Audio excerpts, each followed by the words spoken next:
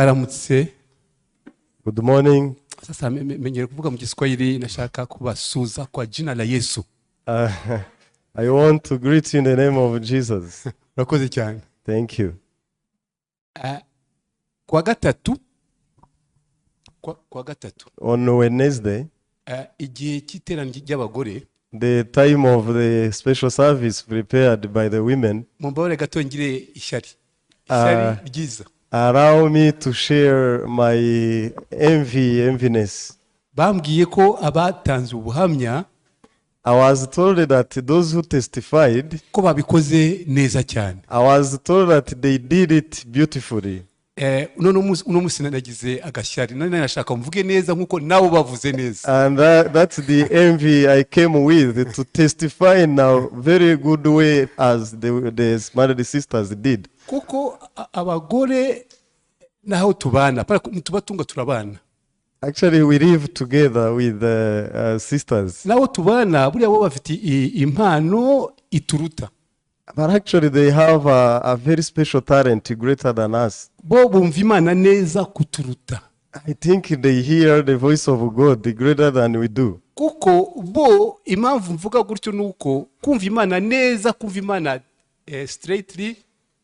I say this because to hear the voice of God straightly, kuko kwizera neza buriya, and brings the outcome of good faith. Nukumva ijambo ry'Imana, and actually the proper faith is to listen the word of God. Noneho ukabisha mu bikorwa. And then you just respond accordingly. Icyo nicyo bita kwizera. And that is the faith. Icyo nicyo abagore bacu bakora. And that's what our married sisters do. Niyo mpamvu tuzakomeza tubajya inyuma.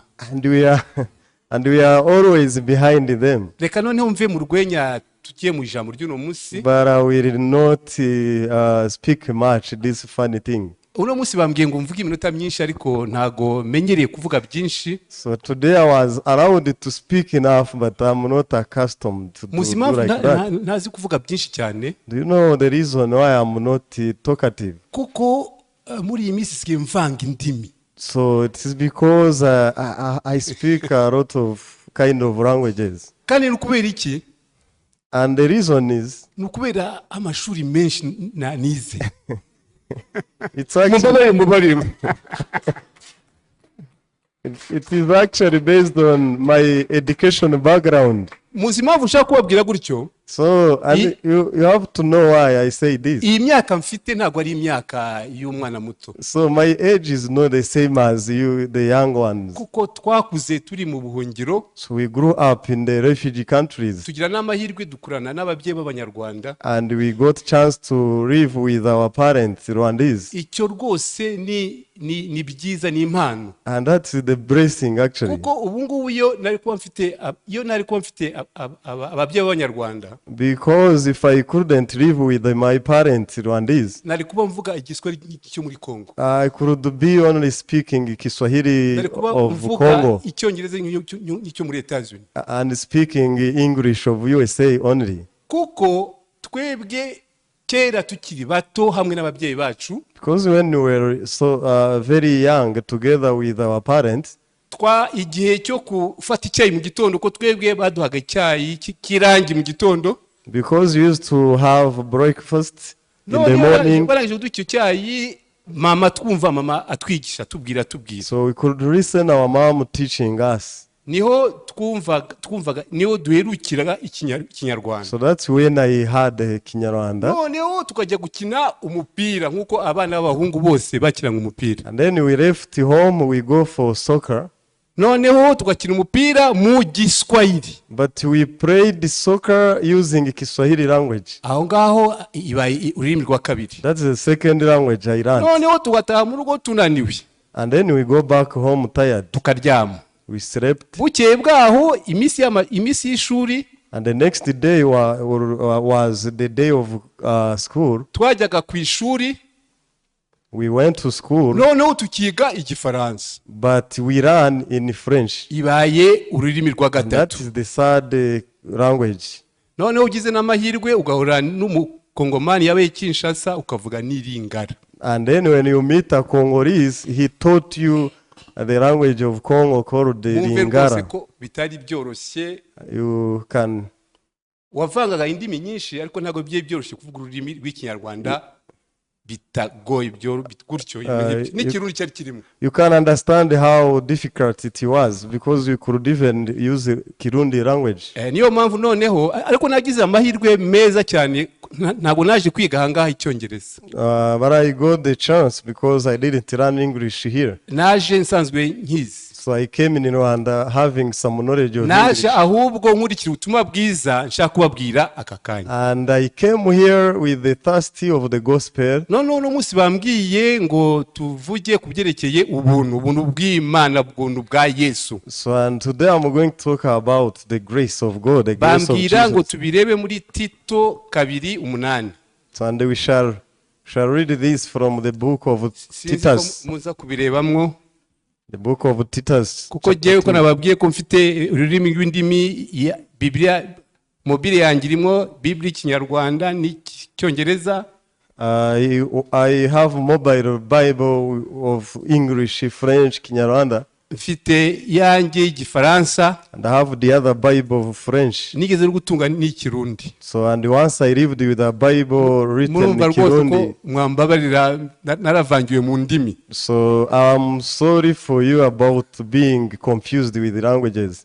Chance mfite nuko mu mwuka ntago navandiwe namba. But I'm very blessed because I'm not confused in the matters of spirit. Icyo nzi ko ndi umukiranutsi. The first thing I know that I'm righteous. Umukiranutsi 100%. And I'm a righteous 100%. Ntago ari jewe mu bikorwa byanjye nakoze ariko nabaye gutyo. Actually this was not the outcome of my deeds, my works. Nuko navutse gutyo ubwa mbere.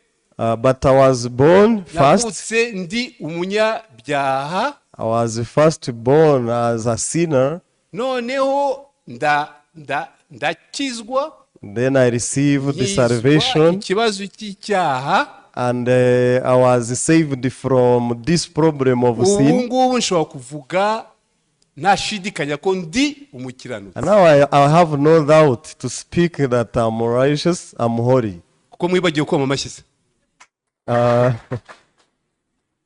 Twese hangaha impamvu mvuga gutyo nuko twese hangaha nzi ko turi abakiranutsi. Twese hangaha rwose. I'm testifying this because I'm sure that the percentage of you are righteous. Niyo mpamvu tudashobora gushidikanya ko tuzajya twese mu ijuru. And you have no doubt that we shall enter the kingdom of heaven. Yesu Kristo yageze. And the place where Jesus Christ entered. Niho hahandi tuzagera. And the same place we shall live. Noneho ko nababwiye uri umunsi ko ngoma kwigisha kubyerekeye ubuntu. So and as I told you that I will mention the issue of grace. Nawe ubuntu bwo kuvukira muri famille y'aba katolike y'aba rokore gutyo. Actually I was born in the family of Christians. Noneho nkura ndi muri iyo environment. So and I grew up in such kind of environment. Numva ijambo ry'Imana cyane icyo nibuka cyane nibuka ko mama niwe yari mu katoliki cyane. So actually my mom was a pure Catholic girl. Bajya banavuga ko nsa na mama cyane. And actually people say I resemble my mom. Kandi muzi ko ku muhungu asa na nyina ntabwo ari byiza.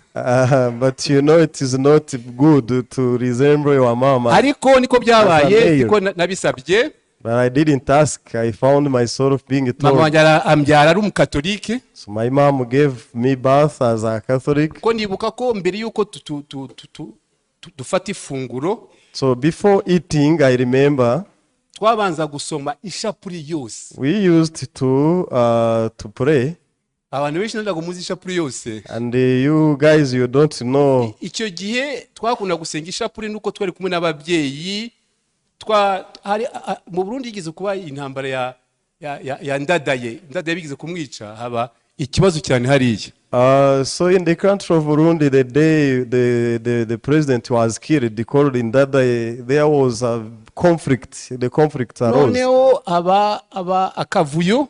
And there was actually things were disturbed. Jewe n'umugore wanjye n'agahungu kanjye kitwa Armel. And I with my wife and my firstborn. twimuka tuva muri quartier imwe tujya mu yindi quartier. So we shifted from a place to the other. Noneho tugize mu yindi quartier tukaba turi muri kwa papa na mama. So of course that area was a place of house of my father and mom. Ko nababwiye noneho ko papa na mama bari katolike. So and as I told you that my parents were Catholic, twasengaga iyo shapure kugira ngo tushobore kurya. So we used to pray in the same manner in order to eat. Turangije nuko abenshi nago muzi iyo shapure.